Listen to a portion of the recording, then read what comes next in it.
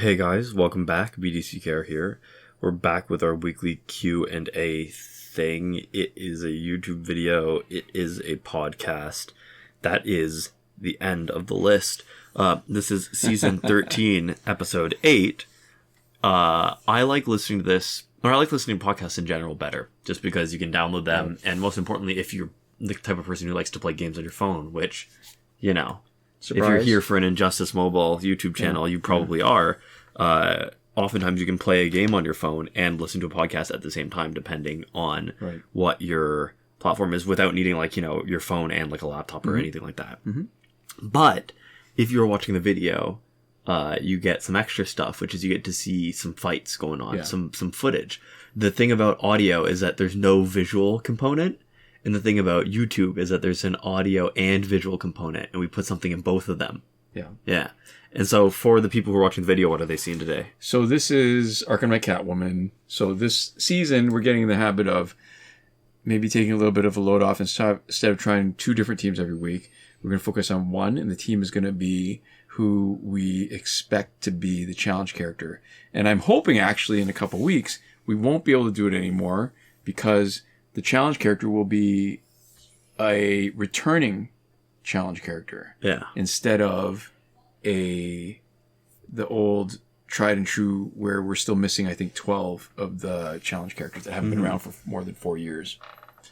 So, Arkham Catwoman, I want to point out, we've talked about her lots. We had this team that we discussed both in the last time she was a challenge character, but also in that season where we did our favorite teams, and she was on one of our favorite teams. One of the limitations, the difficulties you might have with an Arkham Knight Catwoman team, because she does so much damage over time, which is part of what makes it great, is that against a team that will reverse damage over time, Blackest Night Flash, you run into trouble. You have to plan it a little better. So one of the early fights in this sequence is going to be Arkham Knight Catwoman, Arkham Killer Croc, and Arkham Knight Batgirl against a full Blackest Night Flash team. And you can see why it's difficult. You have to plan it to not do a ton of her damage over time. Sometimes you can't help it, but you know what? Her Special 2 does enough, and we've boosted it with Quake Engine, and we've set her up with the support of Arkham Knight Batgirl that, we can handle them pretty good. It takes a bit more effort. That's all. Yeah, so there we go. You also wanted to talk about something from global politics a little bit. Sure. So it's funny. So I say sometimes we like to anchor these episodes in moments of time when we're filming them, even though, the Injustice stuff I think is mostly timeless until Injustice goes the way of the dodo. Yeah. They shut it down. Or at least it has been since updates stopped coming. Right. But breaking news just a few minutes ago is that... So, not so new is that a few days ago, the White House, President Trump, announced a 25% tariff on steel and aluminum. And you think, well, Canada was supposed to get a 30-day reprieve. Yeah. And this is something separate. So they're just taxing all the steel and aluminum that's coming in. So, or tariffing it. Basically. I mean, it's a form of tax that you're taxing the person who's importing it. It's an import tax, essentially. So they're tariffing it, right? Sure. And so you think, we're supposed to get a 30-day reprieve, but, this is taxing it on all of it. The news is that the White House has come up with an official statement saying that 25% tariff is separate. If and when the tariffs against Canadian goods come in, it would stack. So that this would be a 50% tariff on Canadian steel and only a 25% tariff on other steel. Yeah. That is wild to me. Because the pretext for using it, so what allows it, I can't remember what part of the legislation, I know it's not a constitutional thing, but that the president has the authority to levy tariffs, I guess, based on some funny wording about national security and whatever to protect the interests. It's not a trade thing. It's a security thing. Yeah. And it's wild to me that for all the weapons that the United States needs to make to protect themselves. I mean, steel is critical. Mm-hmm. So the fact that they're making it way more expensive for any kind of manufacturer in the States that uses steel by putting all these tariffs on it, it does sort of the exact opposite. So the pretext for allowing this just goes right out the window. Like, it's not even like they're pretending or trying to pretend that the reason is legitimate. And, you know, I think one of the interesting things, too, is that there's sort of, you have to think about margins, right? Where any business that's working with steel, too, it's not just that the price is going to increase by however much the steel increases. It's that you need that much cash on hand to just even get the raw materials, right? Yeah. So from sort of like a logistics and cost and infrastructure perspective, right? That 50% is like represents a huge, really just upfront cost, right? Which is a really tough thing for a lot of companies to bear. And it's going to be pretty rough on cash flow for a lot of people. But anyways, this is one of those things, right? Where I know that I don't know enough to understand the fact that sort of this has come out of nowhere, that Trump is threatening tariffs on almost everything, and that we've never sort of seen anything similar before, indicates to me that this is not a stable or considered strategy, right? Sure. I have no reason. The problem is that a lot of times when decisions are being made, you have some reason to suspect that the people making the decisions know something that you don't know. Right. And sometimes they're just making a wrong decision, and sometimes you can get the information that they have, right? Yeah. There often is, at a baseline, something that you're missing, either in terms of their motivations or something else, because people make a decision and will go, this just makes no sense from any perspective at all.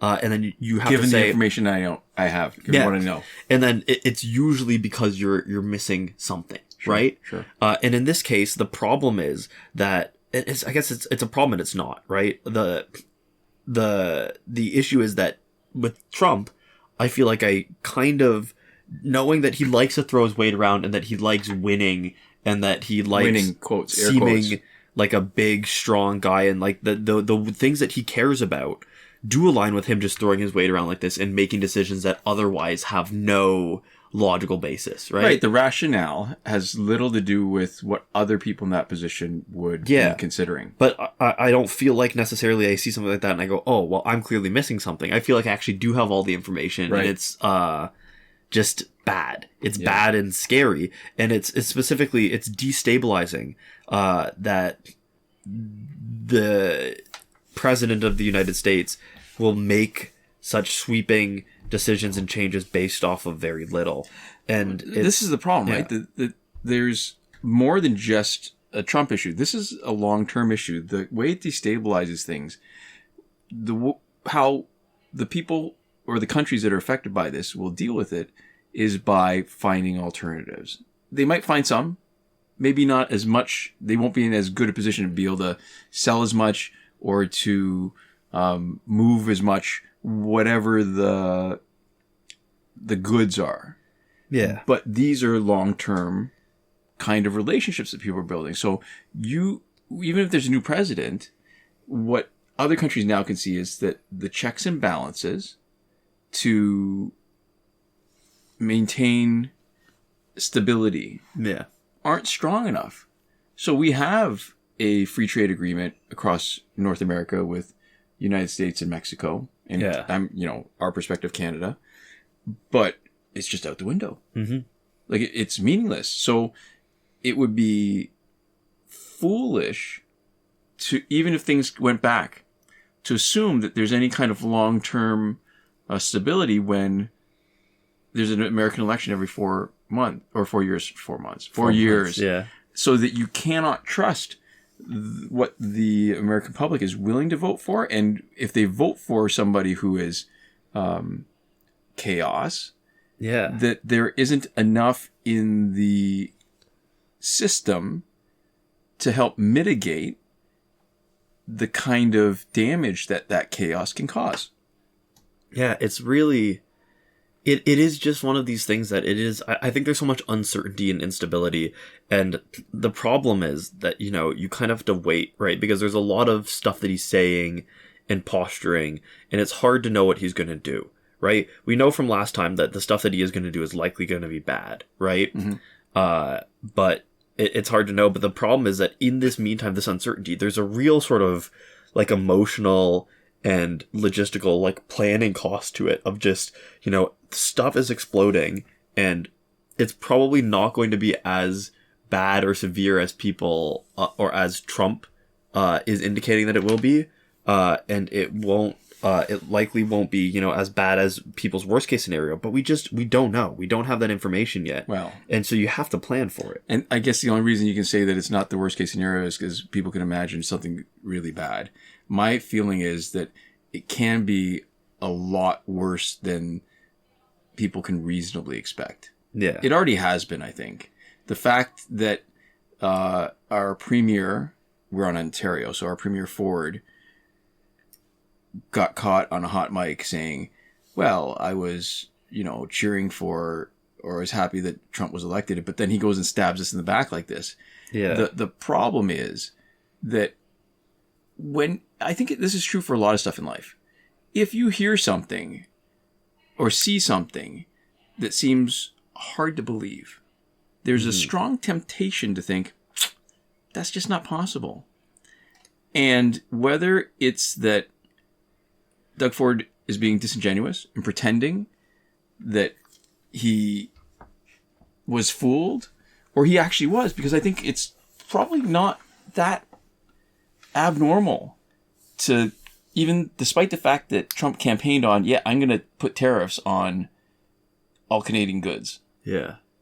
To be somehow surprised when he actually does it. Because it just seems so ridiculous. It's true. We're in a weird spot right now, and well, if we're gonna be in a spot, I would much rather be on this side of the border. That's all I can tell you. Absolutely. Okay, our next. Well, we'll see how the federal election here goes, but so it'll be our provincial election first, and then our federal election coming up because Ford called an early provincial election. Yeah. So we'll see. So there we go. Our first comment of the week comes from Hayes Kasaki. All right, so if I'm going to assume... Kasaki looks like a Japanese name. So you're thinking... Haze Kasaki? Could be. They say, you guys are doing the Lord's work with these videos. You're helping keep the game alive. I've got a question, though. Which Flash is better, Earth 2 or Wally West Flash? I'm leaning towards Wally because I've got a Rebirth Raven and I like his design more. I think that's absolutely a legitimate reason. Like, if you just like the way a character looks... Yeah. This is a game that trades a lot on nostalgia. And... well, I guess not just nostalgia, but your associated feelings towards the characters, right? This is what makes the game. Like, WWE Immortals had very similar mechanics. Not the same, but still similar. And it did not have a big enough base to sustain it before they shut down the servers. So I think this is very much... I mean, it's a collecting game. Sure, it's a fighting game. And the stats and stuff matter, but it's very much a how it makes me feel kind of game. Yeah. So if you're asking me which one I'd prefer, I like Earth 2 Flash more. Both have the same kind of special 2 limitation where they cannot knock out a character except on the last hit. Wally West Flash has a lot more hits, and the danger with that is if your opponent survives, they will have built up a lot more power if they didn't block it. And I think the biggest difference has to do with their passives, because let's face it, I love all Flashes. Flashes have great basics, they're fast, their tap basics are good, their swipe basics are good. But Stunning, which Earth 2 Flash facilitates, has way more offensive potential. And Special Evasion has more defensive potential, which is what Wally West Flash has. Now, the evasion is better than most, some other evasions, because he comes in and does a hit against the opponent. And if it's unblocked, it does a decent amount of damage. The synergy by sticking Rebirth Raven on the same team does benefit Wally West Flash a little bit, because I think he evades at a higher percentage. Yeah. But it's not big enough to make me want to play Wally West. So, and I guess the funny thing is, I actually collected comics back when Wally West became the Flash. So Wally West was originally Kid Flash, and he became the Flash when, I can't remember what happened to Barry Allen, but it was DC did a reboot of Flash. It was Mike Baron was writing it. Mike Baron was, at the time, well known for doing Nexus, which was an independent comic. Yeah. And Jackson Guice, who had been in comics like forever. He does a sort of pseudo-realistic style in sort of the tradition of Neil Adams. But clearly his own, like, it's very distinctive what he does. And it was a lot of fun. That was sort of my golden age of collecting, because Justice League was getting a reboot, Flash was, and comic books were still in $1 a pop, $1.25, Canadian currency. In the States, it was 75 cents. Yeah. So, of course, more so now than ever, because Canadian is the only currency that matters. But even though I have a soft spot for Wally West, I still prefer Earth 2 Flash more. Yeah. There you go. That all for that question? Yeah, I think so. Yeah. Play who you like. I kind of like somebody coming in and saying, I think I'm going to play this person because I like his design more. I think that's really ultimately, that is the core distillation of our message, which is just your goal should be to get the most out of the game for whatever that means to you. And mostly, when we're talking about video games, we mean fun, right? Satisfaction, good feelings, right? Yeah. And if you like looking at the guy, if you go, this is a cool guy and I like having him and I like putting him on my teams, right? That's fun. That's all you're doing it for. Well, since you mentioned that, I mean, when you think about how long we've played it, you got to find the joy where you can. And this is that argument about, is it really only about the most efficient way you can fight, or just get the most enjoyment? Because I think long term, if you don't make it, then there's really nothing else. There's no point. Yeah, it's all just enjoying your time playing it, right? Yeah. Because you're not going to play it forever. Yeah. Our next comment comes from Retro Edits Jim. That's edits with a Z. They say, hey guys, would you ever thought of Injustice 2? And there's another one. Also from Retro Edits Jim on a different video, I believe. Yeah. Have you guys ever thought of making Injustice 2 videos? Not only did we think about it, we thought about it, we made Injustice 2 videos, and then we stopped. Yeah. It's a sort of longer discussion. There's lots of other kind of reasons why we stopped. But ultimately, my feeling is that the first Injustice, I can't say it's an objectively better game, but it is a game that scratches the itch that I have for playing.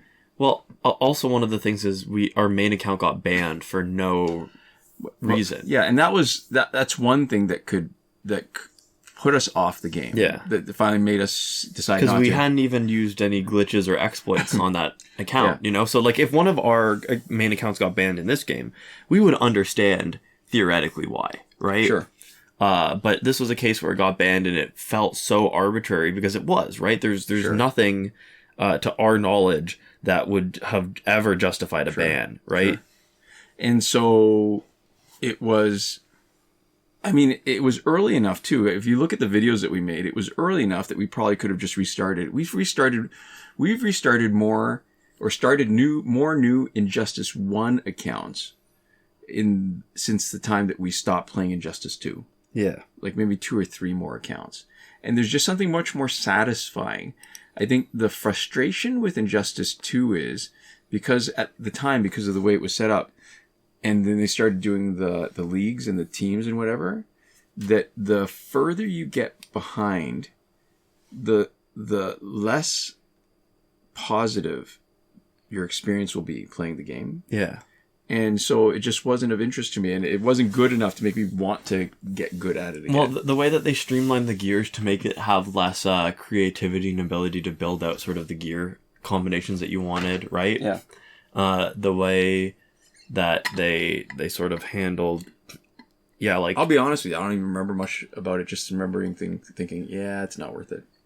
It felt like similar and more and newer, but not necessarily better, right? Yeah. And, I'm sure for people that like it, games are a very subjective thing, right? Yeah. But for us, it just didn't grab us. Well, and if you're new to this channel, you might know that I actually don't play a lot of games, at least not these kind of games. I'll play word games. I'll play Boggle's my favorite. And there's something about being on a time crunch that's a bit of an equalizer. Like, you don't have to know everything, but if the timeline is short enough, then you can really sort of stand with the big boys. Yeah. Like, there's a different skill involved than just knowing all the words. It's a lot of pattern recognition. Well, I also think that speaks to, like, in general, the games that I like are sort of either experiences that I don't need to think too hard about that I can dump a good amount of time into, kind of like an Injustice Mobile, right? Yeah. Or multiplayer games that I can play with friends, or, like, the ongoing enjoyment comes out of being able to play against other real people, right? It's the fact that you always have a different experience because you're playing against real people in real time online, and there's sort of enough variation from that you have, until it gets boring for you, like an infinite amount of content, right? Right. And then the third type of thing is, like, I will go through, like, single player games sort of one at a time a game, like, for example, Baldur's Gate 3. Right, which is just a really cool experience. You play it, you beat it, and, if you're some of my friends, you play it and beat it another couple times, and then you play it with mods and then whatever. Or if you're me, I put it down and I kind of move on and I do something else. Right. So I have, and out of the games that I, like, play a bunch of over and over again, I think Injustice is, like, a cool one, right, that you can sink a lot of time into. But in general, I think I like kind of like light puzzle or optimization problems a little bit more than just sort of like mechanics based things. Like Injustice is often more of like a grinding and collection thing, and I think Injustice 1 does a better job of doing that, right, in terms of picking your team, sort of making those decisions, right? There's more decision making points and planning stuff. There's that light optimization puzzle stuff in a way that's appealing to me. So when you say that, it makes me think of the only other game I played semi-obsessively, which was Renegade Midnight Star or whatever, yeah. And so most people probably haven't played it because it died a horrible death, but it was so much fun. I had a spreadsheet of the different equipment and the value, because each piece of equipment was a little bit different despite the rank, and figuring out a way to optimize the things that I wanted. I mean, I liked it enough that I followed their Facebook page. They had a contest, and I won one of the Renegade Midnight Star t-shirts. Yeah. And I wore that until it started getting a little bit threadbare, and I put it away to save it because I feel a little bit nostalgic about it. Yeah. So, I think, they're just, and games, right? We're sort of, it's our, like we mentioned earlier, right? Our ethos is you want to be getting something out of them, right? Joy, and I think preferably. One of the things that we could have been getting out of Injustice 2 is, like, if a bunch of people were really interested in us making Injustice 2 content, and it was make your channel grow massively or whatever, right? That'd be one thing that we could have gotten out of it. But for the time when we were posting Injustice 2 content, we weren't seeing a huge difference. It wasn't like people were clamoring for Injustice 2 and then leaving in droves because we're still playing Injustice 1. And we weren't getting anything out of it, right? It didn't feel satisfying or meaningful enough for us. So we're done. And it was a little bit wild too. There was at one point where I can't remember how much overlap there was, but I'm pretty sure that we were definitely doing at least 3 different games. Yeah, Mortal Kombat X. We were doing WWE Immortals and Injustice all at the same time. And they're similar enough that, that you don't have to learn a lot, but they were different enough too that if it was going to be worthwhile trying to make content, that I would have had to be putting out an ungodly amount of time into it. Yeah, and then there was that Batman game where it was all just different skins of Batman, and it played almost exactly the same, but you only had one guy versus some number of, like, goons that I ended up playing a little bit and then just going... What was it, Arkham Knight Batman or something? I don't remember, but it was a Batman game that was essentially the Injustice formula, but applied differently, and I was like, oh yeah, there's nothing here. Yeah. I think it is kind of neat, like, how it just... I feel like Injustice is, in a lot of ways, the perfect game. And it would be even better. I mean, I guess, not so much better. It is part of the disappointment that people have with it is that we got spoiled so much by how much new content there was consistently. if they'd taken that content and spread it out and let it trickle out half as quickly as they did, we would still be getting new content now, I think. And there wouldn't be the same frustration there is with this potentially being a dead game. Yeah. You see, I don't know if I'd go as far as saying a perfect game, but I think for what it is, it's perfect for me. It's good enough, and it's better than it needed to be. It's a lot better than it needed to be, and if for what it is, it's quite good. If you're willing to sort of approach it for what it wants to be, and I think what's nice about it is that like there's actually quite a lot of experiences that are like that out there if you're willing to look for them, right? Of stuff that is, if you are willing to approach it on its level and not ask it to be something different than it is, that it's really, you can get a lot out of it. And I think Injustice is definitely that. That's how I feel about movies sometimes. All those movies that they talk, when people who are serious cinephiles talk about something that's this great and they do this new and they just do this neat trick and whatever. I don't really care. I think even if it's something that's been done lots before, if you do it really well, I am so happy to spend time with it. Yeah. Yeah.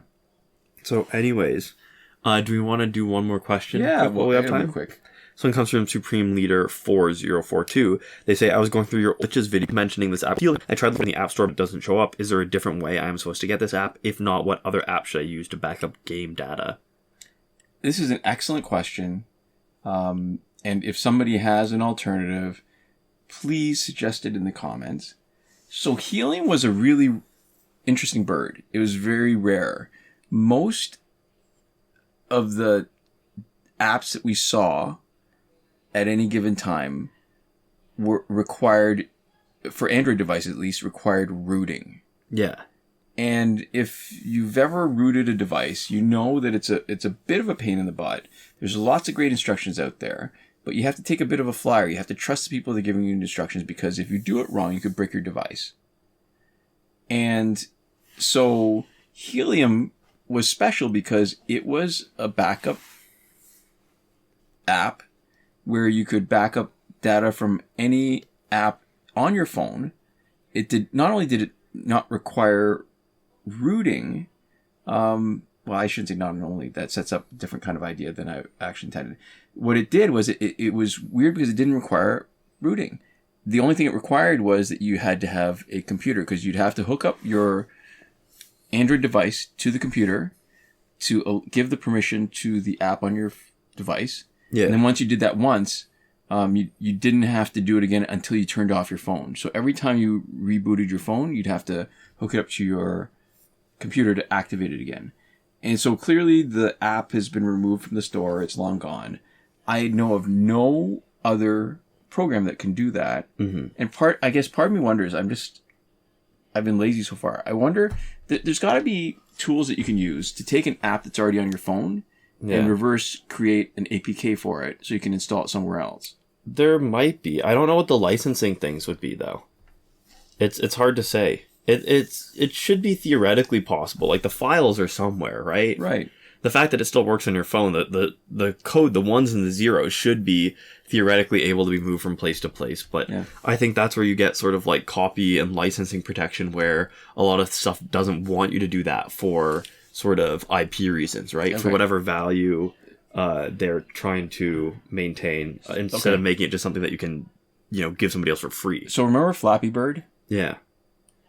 So there was one point I had it on a device, and when they removed Flappy Bird from the store, I kept that device for longer than I probably needed to or should have, just because it had Flappy Bird on it. And I didn't even care. I didn't even play Flappy Bird, but I just thought it was neat that it was this sort of cultural thing that was on my phone. Yeah. That no longer existed as a separate thing that you could put on a new phone. Well, when it first went off the market, there were people who were selling devices with Flappy Bird already installed in them for like way more money than they were worth. It's always interesting, the stuff that becomes valuable, the ephemera. I also remember when the BTS meal came to McDonald's. Oh, yeah. People were selling like the cardboard, like BTS meal stuff for money. Grease-stained cardboard? Or the clean ones, I think, if you could get them. But yeah, it's always interesting, the stuff that people value and don't, and the way that a lot of times that stuff ends up not being valuable when people get really excited about it right away. Yeah. How in the long term there tends to be more of a tail. And I know there's some exceptions, like, like sneakers and stuff. I know can sometimes retain some of their value for longer. No, absolutely true, right? Because when people value it at the beginning, then they're more likely to preserve it. Where the real value is stuff that is more ephemeral, but the value is recognized more in retrospect. Yeah, because a lot of it has to be. So here's the thing: because then it's too late; it's mostly gone. Right. But if you don't reach enough of an audience, if it's too small, too few were produced, then there's not enough interest long term to sustain it. So you need to have enough produced so that people are aware of it to want it, and have enough experience with it to be nostalgic about it. Mm-hmm. So a perfect example was the packaging for Pokemon video games. Mm-hmm. And the only reason I know about that thing specifically is because when you were young, and we bought Pokemon Leaf Green and Fire Red for Game Boy Advance, we bought them at a going out of business sale for a video rental store, and they used to rent video games along with their videos for those people who are young. Was it Blockbuster? No, it was the one it's the independent in the street across from us. Okay. And they had, they would rent out movies, like physical media, on DVDs and VHSs, and they would rent out video games. Yeah. And because they put the video games into these plastic cases to make them sturdier when they were renting them out, they didn't give out the box packages. Yeah. And so when they were going out of business and they sold their games, they sold it with the original packaging. Mm-hmm. And so I kept it. And I guess I want to say 15 years later, I sold those boxes with no video game in it because I think, you still enjoy Pokemon enough if you want to keep the games. But for $150 each. Wow. So, it's just wild because people love Pokemon.